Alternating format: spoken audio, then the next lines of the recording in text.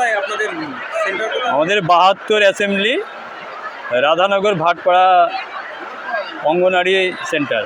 সব জিনিসপত্র সব হ্যাঁ ওকে আছে, ওকে আছে। আমরা বুঝে পেয়েছি ও সমস্ত জিনিসপত্র। এবার আপনারা যাবেন কখন? হ্যাঁ কেন্দ্রে যাবেন কখন? যাবো, গাড়ি ঠিক হয়ে গেলে চলে যাবো। হচ্ছে এবার ভোট কিভাবে ভোট করেন প্রত্যেকবারই? হ্যাঁ আমরা প্রত্যেকবারই আমাদের ভোটের ডিউটি পড়ে। এবার তো ভাবছি যে ভোট তো অনেক কম, আমাদের 657 টোটাল ভোট, তাতে মোটামুটি ভোট ভালোই হবে। নিরাপত্তার জায়গাটা কীরকম আছে? নিরাপত্তা যেটুকু শুনেছি যে প্রত্যেকটা বুথেই আধা সামরিক বাহিনী থাকবে, সেন্ট্রাল বাহিনী থাকবে, এটাই আশ্বাস পেয়েছি। কোনো রকম কোনো আশঙ্কা করছেন?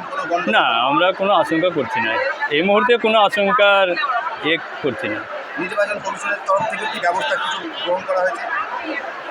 হ্যাঁ, যতটুকু জানি যে প্রত্যেকটা বুথে নিরাপত্তা বলয় করা হয়েছে এবং প্রত্যেকটা বুথে সিসিটিভি লাগানো হয়েছে, এইটুকু। আপনার নাম? আমার নাম এমডি আসাবুল হক। দাদা এবার কোথায় আপনার সেন্টার? কথা হলো 235 হাতিনগর প্রাইমারি স্কুল। এবার জিনিসপত্র দেখে নিলেন সবাই? না না, এখনও রিসিভ করা হয়নি। রিসিভ কেমন মনে হচ্ছে? না না, ভালো অ্যারেঞ্জমেন্ট করেছে। এত সুন্দর পরিবেশ, হ্যাঁ, সমস্ত কিছু অ্যারেঞ্জমেন্ট খুব সুন্দর আছে এখানে। যে এক একটা এই অ্যাসেম্বলি ওয়াইজ এক একটা জায়গায় সেট আপ করেছে, অ্যাটেন্ডেন্স খুব সুন্দর হয়েছে। সবথেকে ভালো দেখা যাচ্ছে এখানে যে ফিমেল ঘুরে বেড়াচ্ছে, তাদের তো এবার দেখছি নতুনভাবে নিয়েছে। সবথেকে বেশি ভোট কর্মী মনে হচ্ছে ফিমেলদের মধ্যে থেকে নেওয়া হয়েছে। নিরাপত্তার দিকটা কেমন? নিরাপত্তা এখানে তো এখনও দেখতে হবে। আমরা বুথে তো বলেছে সেন্ট্রাল হ্যাঁ, সেন্ট্রাল ফোর্স যাবে। আমরা ট্রেনিংয়ে যখন ছিলাম তখন বলেছিল যে সেন্ট্রাল ফোর্স অটোমেটিক পৌঁছে যাবে 72 ঘন্টা আগে।